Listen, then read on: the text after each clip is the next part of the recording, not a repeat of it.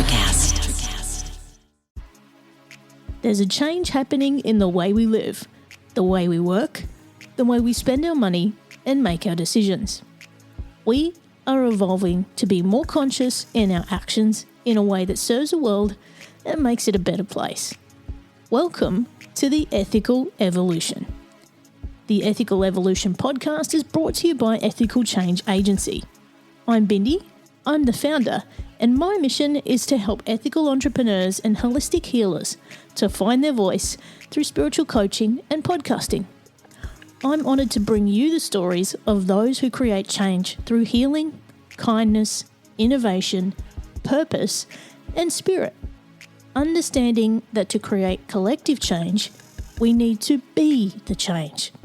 It all begins with us. Donna Wallace helps people all around the world to switch on their lights.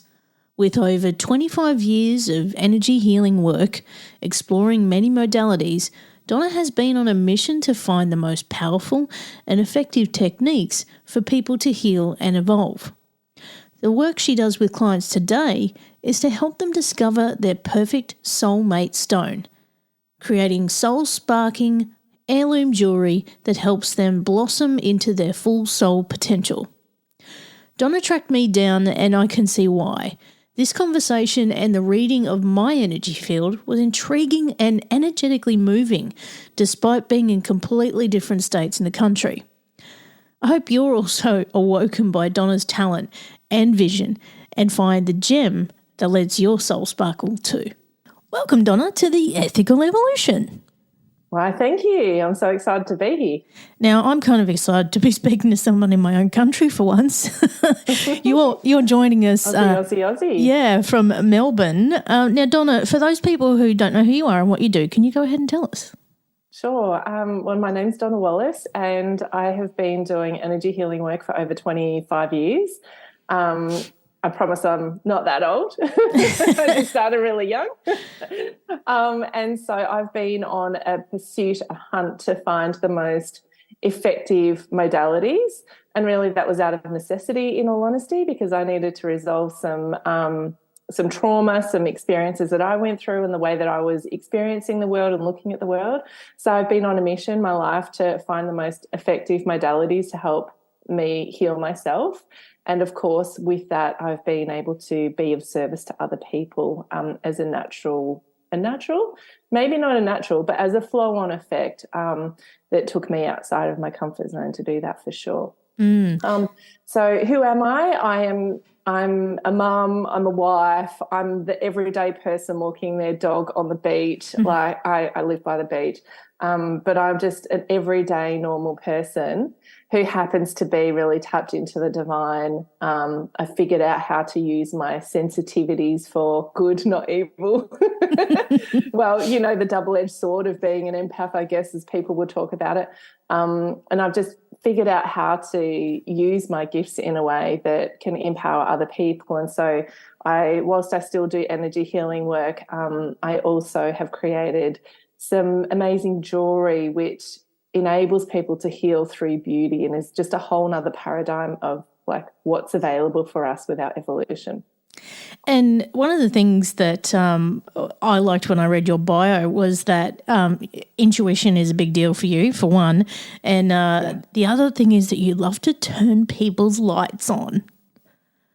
Did that catch you, did it, Bindi? It did. I'm like, she's turning people's lights on in her little teepee down in Melbourne. Right. I am, just one person at a time, or maybe many people, I don't know, whoever wants their lights turned on. The way that I didn't realise that this is what I did, Bindi, but after I was doing energy healing work for quite some time, I just had this like concept drop into me at one stage where I was sort of floating up above the earth and looking down at the earth and seeing lights in different cities all around the world. And I just saw them like ding, like popping like popcorn, you know, kernels of popcorn popping and people's lights turning on in clusters in cities all around the world. And I just thought, yeah, that's me. That's who I am on that soul level. That's the difference I would like to, that's my footprints, that's what I would like to leave as a difference in the world. And And as it happens now, I just do it in a couple of different ways. There must be a bright beacon down there on the Mornington Peninsula. Well, I've set up little beacons of light around the place. That is very cool. I'm curious to know, though, Donna, like, what was your awakening point? Like, what was the aha moment for you where you went, yeah, this makes sense to me now? Yeah, I've had a few of them, to be honest. One was when I first experienced Reiki when I was about the age of 16 and heartbroken after a boyfriend was like breaking up with me, and someone gave me Reiki, and it was the first time I've ever experienced a sense of being home. And I know I'm saying that almost quickly, but like I can't tell you how deeply profound and life-changing that was. It was from then that I went on to learn Reiki and myriad of other modalities that followed it. But that feeling of almost a feeling of belonging when I'd never had that through up until that age of roughly 16. So that was really significant. Another significant turning point was when my daughter was born, and after she was born, I just had this sense like her soul was calling me to be everything I could possibly be, Bindi. Like, it was undeniable, this unspoken connection between her and I. Of course, she was a baby, she wasn't even speaking, but it was this unspoken soul connection where I knew that we were calling each other to be everything that we could be, and her arriving in my world, Earthside, was the deepest invitation for me to step into my soul work. I was working for one of the big four banks, actually, in a corporate role, a specialised HR role, and I found my sweet spot there, actually, and feel called to share this with you, Bindi. As I'd spent, like, I think I worked there for about 9 years, and in that sort of last year, 12, 18 months, what I found was I was able to use my intuition in that role, and it was this incredible like experience of, I don't know why I'm sharing this with you, Mindy, but I really feel called to. It was this experience of coming full circle, because I was so lost with my career and I didn't know what to do, and I always felt that doing my healing work for my soul income was impossible. And I felt like, all the people in their black suits, filing in like little ants into these big, beautiful corporate offices that felt to me like, it missed soul and heart and colour and all those things. And for a long time, I really struggled with that feeling of life, like my soul was being like crushed in that space. But by the end of my time there, I didn't feel like that. I felt like I was able to contribute the best way I possibly could in that environment, using my intuition and supporting people in helping, actually senior managers within that organisation, helping their people grow, really understanding what was at the heart of them and what drove them and what motivated them, and speaking to that and tailoring their management skills to that. And cultural change and a whole lot of different stuff I implemented there. Feels so, I don't know why, it feels like I have to share that with you. And then so by the time I really felt like I was in this sweet spot there, I was ready to launch. And maybe that was part of it, Bindi. Maybe it was part, I'm actually just thinking about this now with you. Maybe it was that I came to a sense of as contented and fulfilled as I could be in that space. And then I felt like I was offering something important and that was also valued by my manager and now my stakeholders that I was working with. And I didn't leave out of desperation. I didn't leave because I had to. I left because my soul and my daughter's soul was asking me to step into something else and contribute to the world in a different way. It's like it was preparing you for your next step. It was. Every step. Now I look back, do you have these moments in your life, Bindi? Yeah, and you go, oh, it makes sense now. It's funny you should say that, because just this week I was at work and, I talk about intuition in the workplace a lot because I think it is so valuable, like it's so invaluable in so many ways. But I'm a bit of a psychic as well, and I get the messages and all that kind of stuff anyway. we were getting these new laptops anyway. I was having trouble with I'm a very technical person. I'm a digital person, right? So I was having trouble with this laptop, and I rang our IT support, and I said to my coworker, I said, how long do you reckon it'll be before they call? And I swear within 5 seconds the phone rang. And they go, oh, and they were like, oh, yeah, it'll be 2 p.m. tomorrow. I said, it'll be any minute now. Next minute the phone rang, and I just went, and they all just looked at me and went, no way. I'm like, see, don't ever tell me I'm not psychic.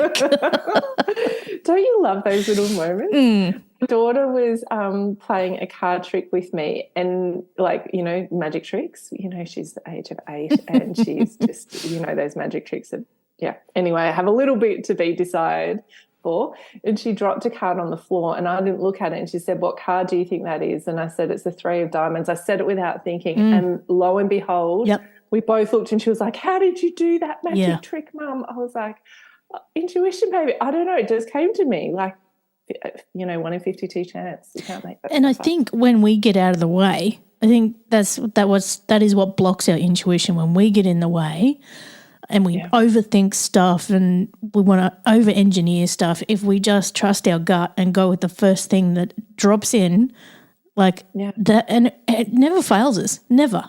Like, it is just uncanny. And if you can develop that sense so strongly that you get out of the way of it and you let those messages through, whew. I was joking with some people the other day that, you know, like we were just talking about there's grand finals football on this weekend here. And, you know, I joke to people that I have won so much money betting on football because I've gone with intuition. I tried to nail that over our racing carnival one year, you know, horse racing down in Melbourne, Flemington, and I won one bet, and then I was like, oh, I just can't. I can't use. You can use it to your advantage sometimes. Maybe I should think about this a little bit more. I think for some it works well, not for others. Horse racing is a little tricky, but you got to practice. And that is the thing, isn't it, Bindi? We've got to practice our intuition. It doesn't. It comes naturally, yes, but we can definitely learn. We can definitely learn how to use our intuition, and also how to figure out what our strong suits of intuition are, because we're all different. Just like we are different types of learners, we're auditory, we're visual, we're, you know, experiential, all those different types of learning. It's the same for intuition. And so when I was in my early 20s, I sat in a psychic development class for a year, trained to become a medium, Bindi, which I couldn't do before, and was also taught how to operate on all the different levels of intuition. And it was the best training ground. It was honestly the best training ground. But, yeah, to your point, if we can get ourselves out of the way, yes, and sometimes we have we get that flash, that feeling, that knowing, that insight, it comes as ideas sometimes. And before we've even had a chance to really even pursue it or let it land, we are like, oh, no, I can't do that. Oh, no, that's not possible, or, you know. And I think it plays a big part in innovation and creativity as well, you know. Like, I have found that I've been able to come up with some really innovative solutions by just getting out of the way and just thinking, okay, well, what if we went in this direction, or, you know, and just let it drop in and just then let it go, and then not overthink it once it drops, you know? Yeah.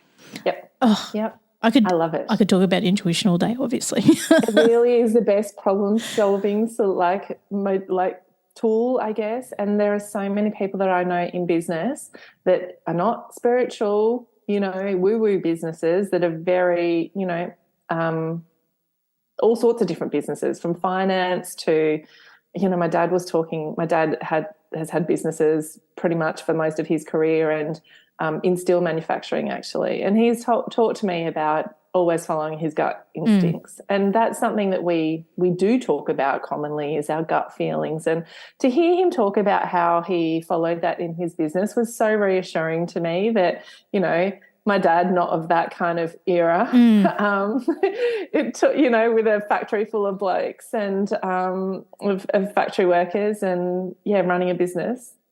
It's just so encouraging that, you know, if you're in a decision-making situation and a senior leader says to you, what does your gut tell you? Like, you just go, you what? It's like, oh, so I get to like tap into me for this decision. So, and that I think is one of the most valuable things a leader could ever do for anyone. I couldn't agree more. Now, I want to get back to turning on these lights. Yes, let's talk about that. Because I was talking to someone earlier this week in San Diego about, they're actually a mystical, spiritual coach. And we were talking about, there's been several people who I've spoken to this about now, and it's becoming a bit of a theme. So when we can clear all our chakras and actually have this sort of channel through us. One person likened it to having two drain pipes that go through the center of you from head to toe, and if those are blocked, the light's not going to shine through.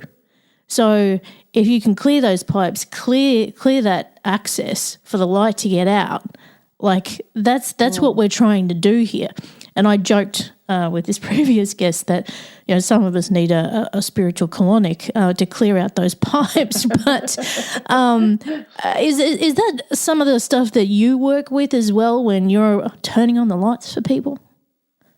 Yeah, I do. There are a couple of ways. So I also feel that it's not just I call it a central channel, the light that comes in from the divine above and then also anchors us into the earth below, goes up and down.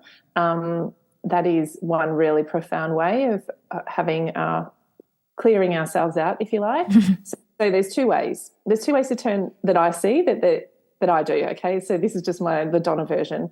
I'm sure there are many versions out there, but this is what I found to be most effective. The first way is clearing, and that's what you're talking about, clearing out the chakras, clearing out the energy channels.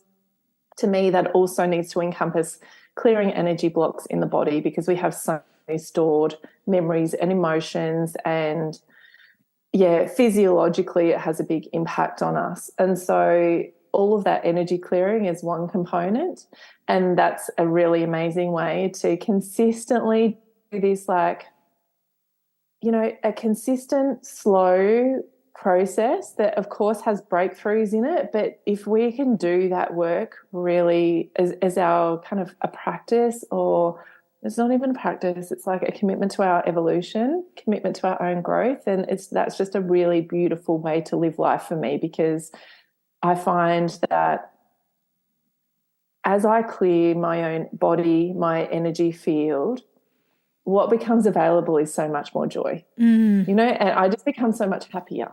And I find that opportunities come to me, that whole manifesting piece, like what you attract is, what you're vibrating on, that all that stuff. But just for nothing more than it makes me feel happy. It's a pretty good place to start. And then second to that, what I've also found is that we can reprogram ourselves to be moving towards a more light-filled state of being. So this is what I do with my jewellery, is the gemstones are a reflection of your soul.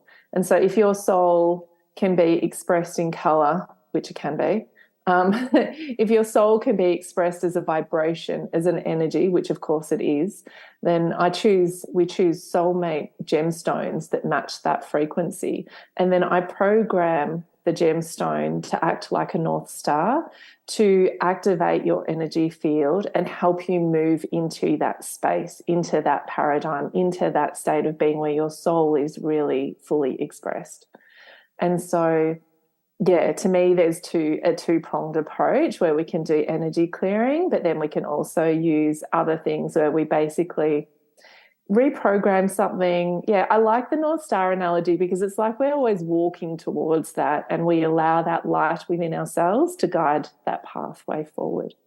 Now, I find these gems fascinating. Now, you call it the House of Orion. If you were to pick a gemstone for me, Donna, what would it be?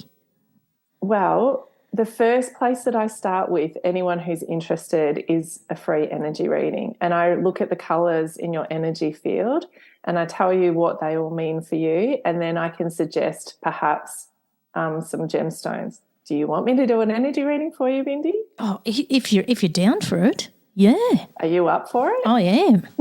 It takes about, I don't know, maybe 10 minutes. Yeah, righto. Let's do it. All right. So just like that, this is totally unplanned, isn't it, Bindi? Yep. Completely spontaneous. No preparation from my end, which is actually how I like to do it. So you have a lot of blue around you, which I'm sure is not surprising to you because the little that I do know about you, obviously your branding is a lot of blue and dark blue. But the blue that I see around your right shoulder is more a royal blue. It's a royal to a darker blue. So it's around the right side of your head, down your right side of your shoulder. And I feel that this is telling me, so that color blue to me represents intuition, ding, ding, ding, and those higher perceptions. It is also about insight. And I feel even from talking to you now, I can get that sense that insight is something that is a makeup within you. It's part of you. And having it around the right side of your body, I really feel that that's where you're wanting to move into, is something that is connected to your insight and your abilities to use your intuition and insight. And I want to also speak to, in the royal blue sits a hidden element of red. Yeah, it's how we get blue to royal blue is by adding a little bit of red. And sometimes that little bit, hang on, I'll get to red in a minute, but that little bit of red can sometimes indicate hidden grief. It might indicate that you've gone through something. But in your case, I feel that that is relevant for you, not knowing you, but I feel that that is relevant for you. And I feel that that experience of grief is paired really closely with your insight. And I feel that what you've gone through, I've got goosebumps, Bindi, another sign of like, yes, I'm on the money. But I feel that what you've gone through is really relevant to the path that you want to take. And I feel like you're pushing into this new area or new kind of branching out in a new way, but it's meaningful to you. It's extremely meaningful. It's almost like, I'd be interested to hear what this actually means for you. But if I had to guess, I'd say like you've lost someone important and you want to do this in honor of them. Like, or the grief that you've experienced, it's paired with like what it creates meaning is what I'm trying to say.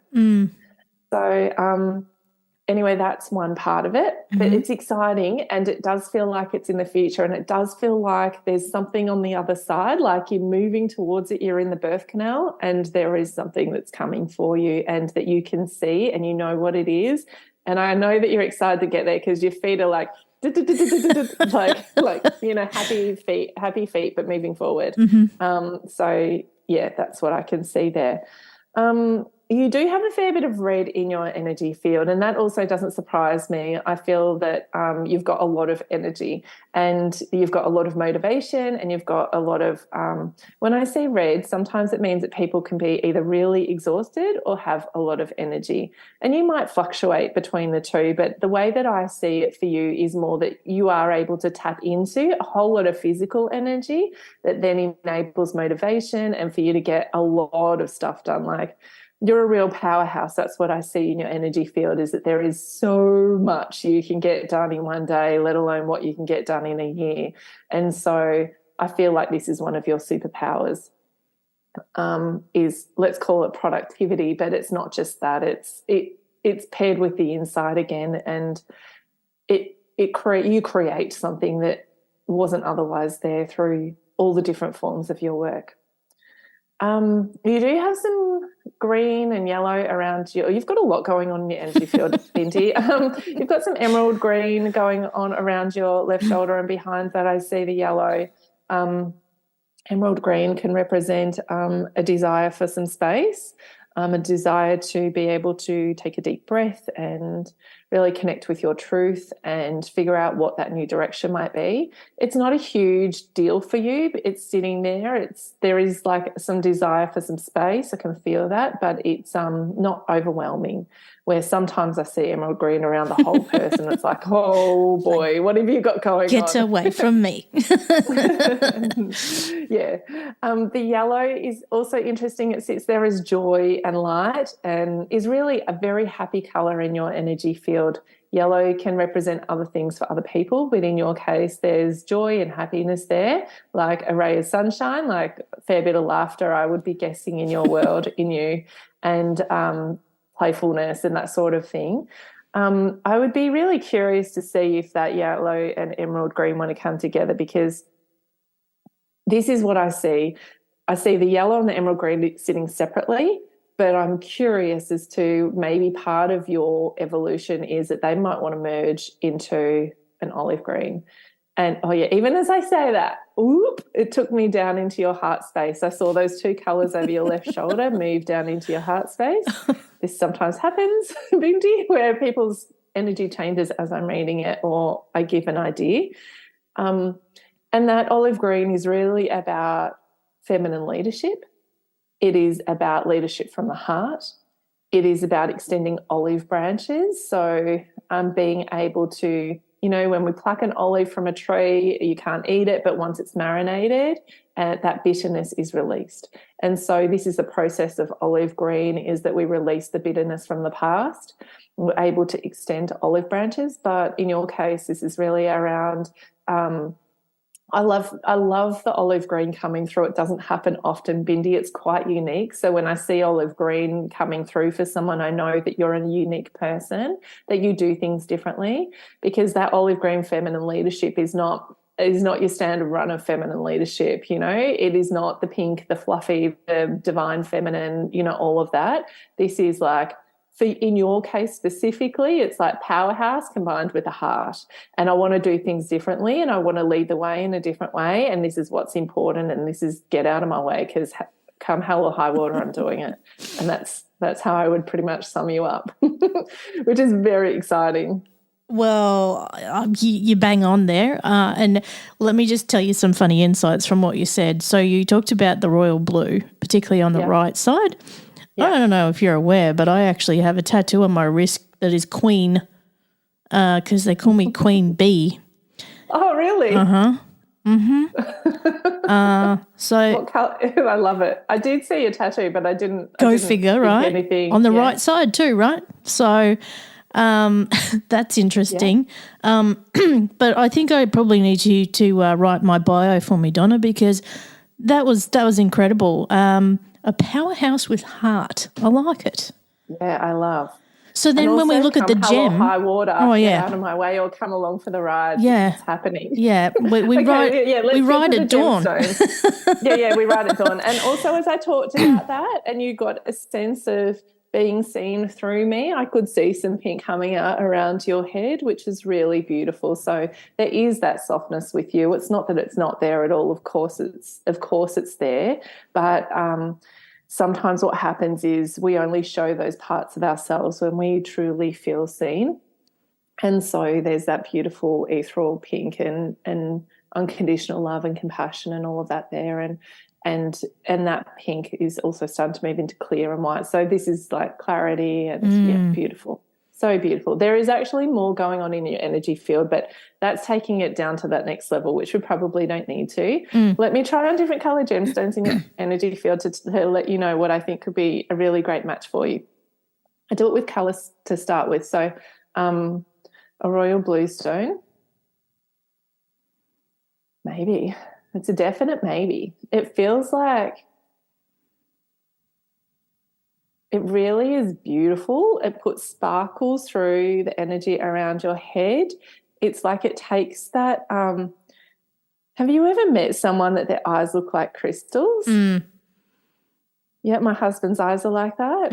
It gives you this sparkly crystal depth through your energy field, and I can't help but feel that royal blue stone would awaken some sort of really, it's like it takes you from being a flat royal blue to being multi-dimensional. That's the best way that I can say it. Yeah. And it looks like crystals in your aura, which is just beautiful. And as I said, it's taking you into some other dimension. What did I say after that? What color did I say after the? Oh, red. Yeah. Red. No, I probably wouldn't choose red for you. And I feel like anyone around you might say, like, she's got enough fire in her. But it doesn't really it sort of fans the flame, but it doesn't, it kind of doesn't really activate your energy or turn your light on like I'm looking for. And then what other colours did I say? The emerald green. Emerald green. Yeah, nah. Emerald green is not so good for you. This is more, and often this comes through, not always, but emerald green sometimes comes through as a transient colour. It's just where you are at the moment, and it's not really what would be a connection. It's not a soul colour for you, if you like. Like the royal blue is a soul colour for you. Oh, by the way, I think that we each have usually two true soul colours. And so, yeah, royal blue, of course, being one for you. And then the yellow. Well, the yellow is lovely and it's happy and it's playful, but it's not on purpose for you. And I feel that is so important to you and your soul path for this lifetime. I wouldn't choose yellow. But let's try on the olive green. Oh, olive green, like I can feel that deep in my heart. Can you even feel that? Can you feel what I'm talking about, Mindy? Mm-hmm. Oh, my goodness. I just have to pause for a moment. I can't tell you how deeply that's hit me in my heart. That doesn't happen often. Just give me a moment.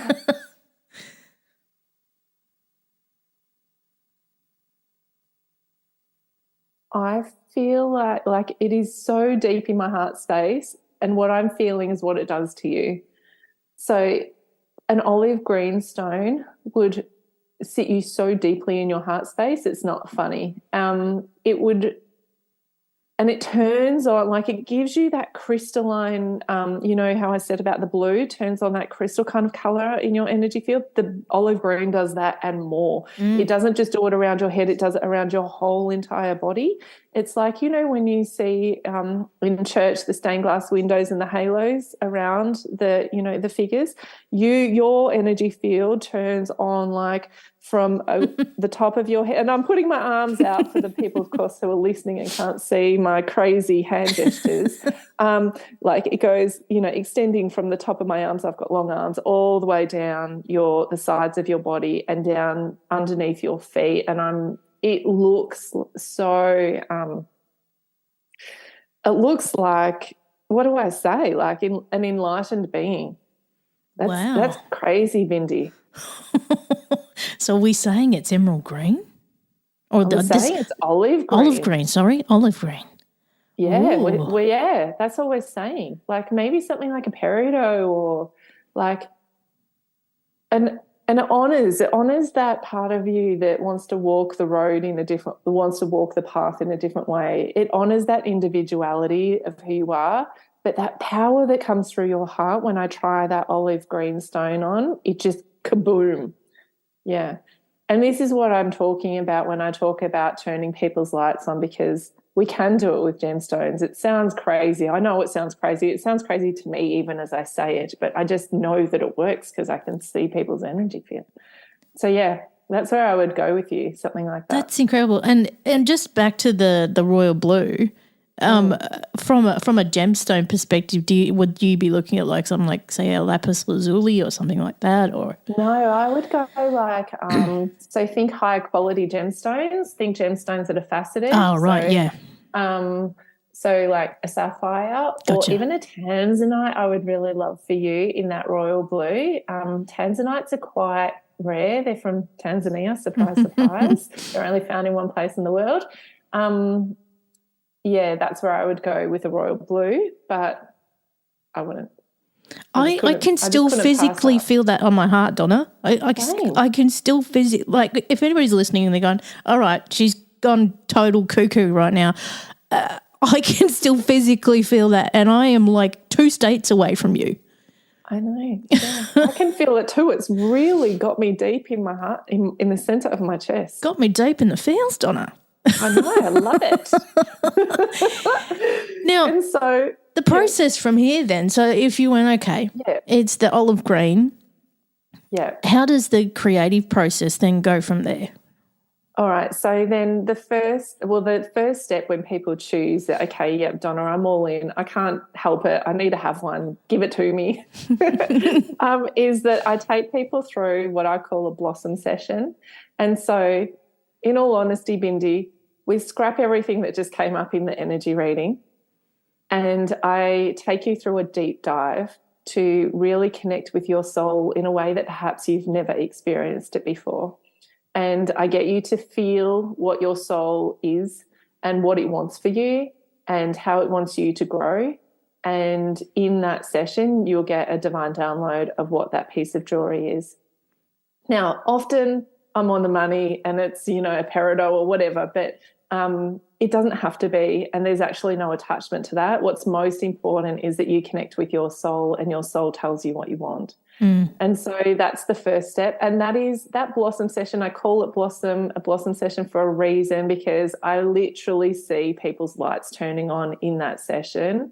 And that is the beginning of the process. And even though the jewelry hasn't even been perhaps determined what it is yet, it starts to work on the person already. And so then after that, I intuitively choose gemstones and bring you a selection of them. And then you're like, oh, that one's pretty, that one's nice. Oh, yeah, no, not that one. What's that one, Donna?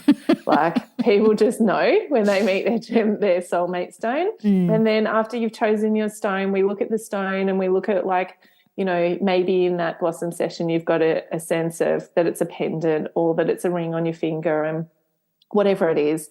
And then we go and create something that is your version of the most beautiful thing you've ever seen. So do you do the manufacturing yourself, or do you have someone do that for you? I have look, busy. I know what I'm good at and I know what I'm not good at, yeah? And I'm really good at finding the most amazing people. So, no, I don't do it myself, but I do have a jeweller who's in Melbourne that has over 30 years experience, and he handcrafts all of my jewelry.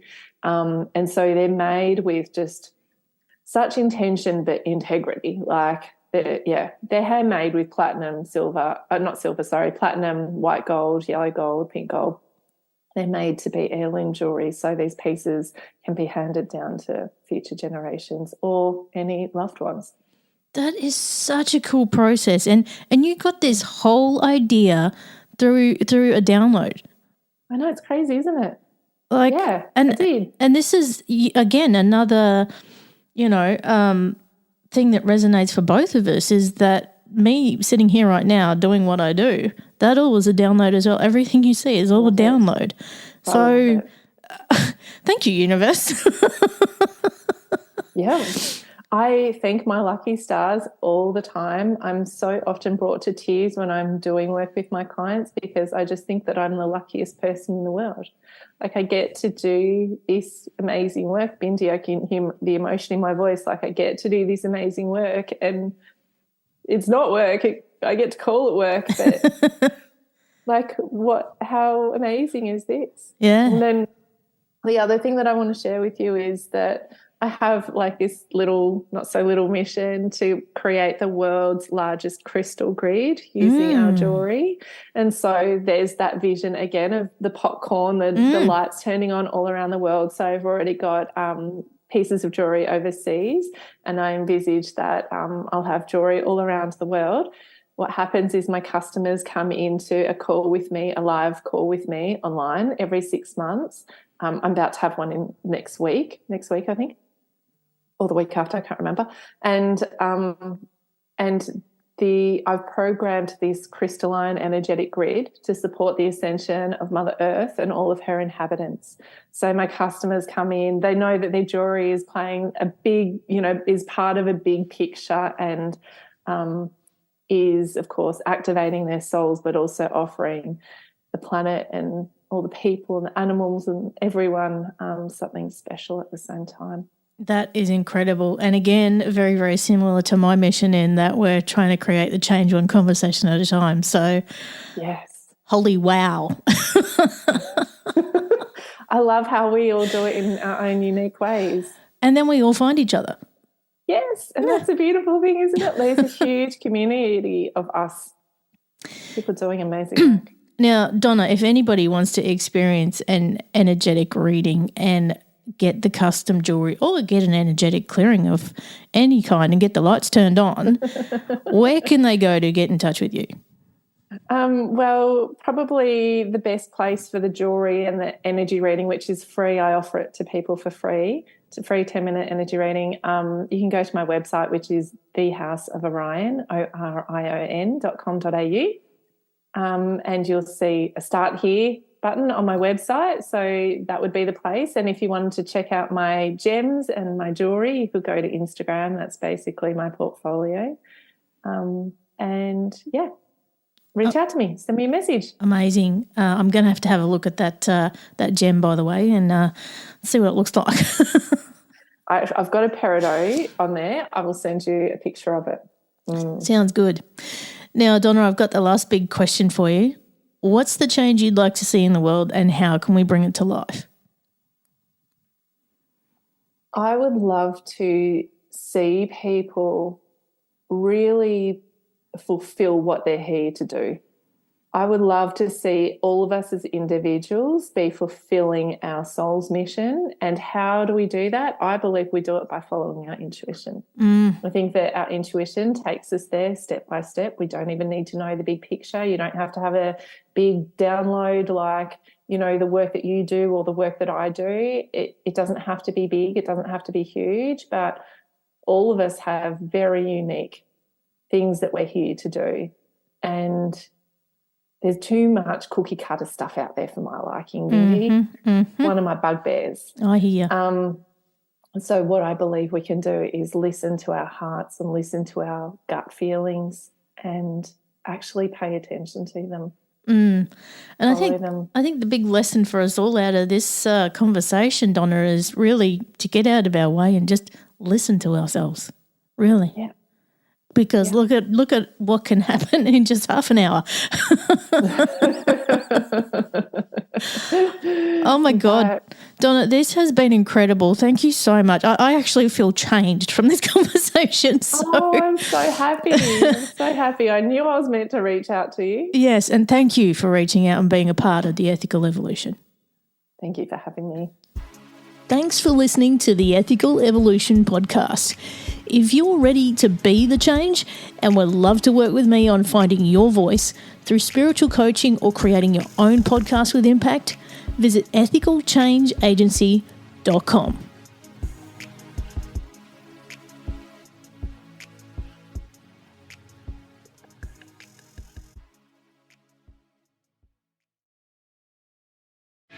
If you're a working professional wondering what's next for your career, you've come to the right place. Whether you're looking for a promotion, growth, or a potential career transition, look no further. With over 30 years working in a variety of industries, I share my insider knowledge with those ready to get ahead on Career Advancement with Craig Ansell. Tune in to get your strategies for success. Miles, are you ready to record our promo for Season 2 of the Wanna Bet podcast? David, have you ever seen a grown man naked? Miles, we're not here to quote lines from Airplane. We're here to tell people that Season 2 starts August 18th.